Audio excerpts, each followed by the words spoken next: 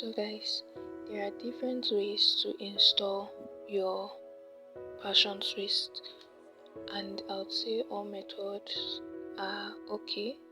It's just for you to pick which one is best for you.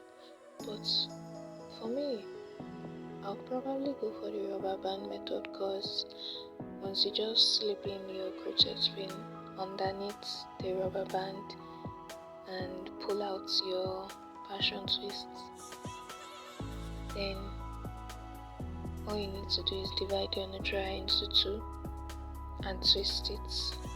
Wrap the passion twist on top.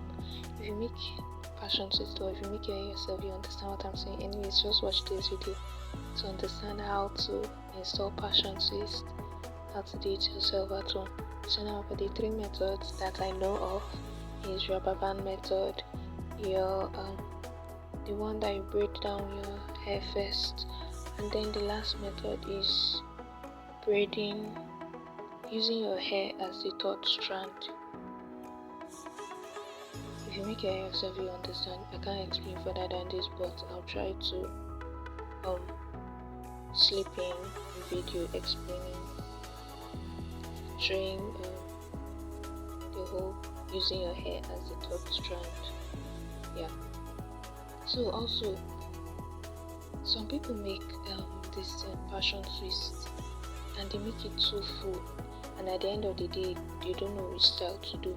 So I'm like, why make your passion twist too full when you cannot even style it very well, or hair in general? Why not just make it just medium size, not too full, not too scanty, so that you get different styles to do for your natural hair, for your passion twist rather. So anyways, for those there are some that do million braids. Yes, million twists, million passion twists, like they make it too small.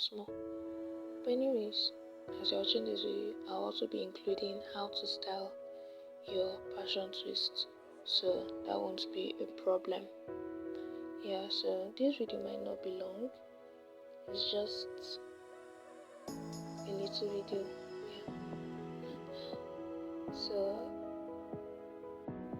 what you do now is you section your hair. If you are using gel, you use gel to straighten the line, and then you part the hair. Alright, I'll probably put a video here explaining it. So you part each section down, and then now I'm explaining the rubber band method, and then you wrap your rubber band around your hair.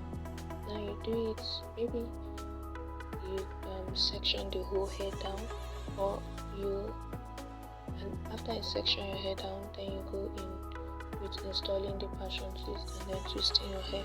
Or you decide that as you put the rubber band on each hair, then you go ahead with twisting your hair immediately.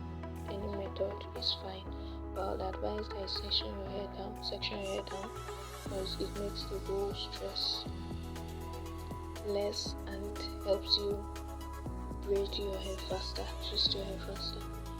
So you slip in your crochet pin underneath the rubber band, put your passion twist on top of the crochet pin, and then pull it out. I'll link a video explaining this stuff, but if you make it yourself, you understand what I'm saying, because for me I understand it. There's so much tell me she understands it, so that it's not that it's only me that is understanding what I'm saying. Anyways, for the braiding method, you just braid your hair just the way you would braid your hair down while or when installing your locks. That's the same way you do it here. You put your crochet pin, pull out your hair, and then you twist it. Yes, as for this second method. And for the last method, where you use your hair as the third strand, you just wrap your hair around this hair you sectioned, and then you use your hair as this third strand. So you braid your hair, braid the roots, and then once you've reached like maybe 2 inches, or once you've reached quite some length, then you twist your hair, and that's it. So just watch the video again so that you know how to do it yourself.